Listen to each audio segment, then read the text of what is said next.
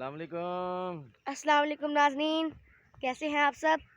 आज मैं अपने पापा के साथ वॉक पर जा रहा हूँ। तो मानसून की बारिश हो रही है, तो आप देख सकते हैं कितनी ग्रीनरी हो गई है यहाँ।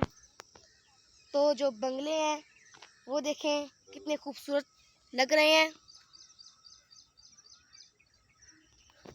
तो नाज़रीन, ऊपर आप देख सकते हैं कितने बादल हैं। हो सकता है आज फिर से बारिश हो।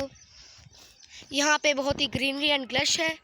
तो आपको पता है कि ये महीना अगस्त का है।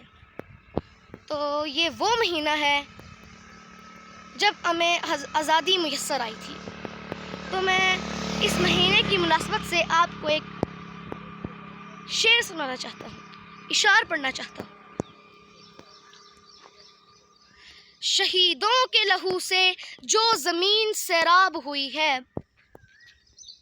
शहीदों के लहू से जो ज़मीन सैराब हुई है, बड़ी ज़रख़ेज़ होती है, बड़ी शादाब होती है।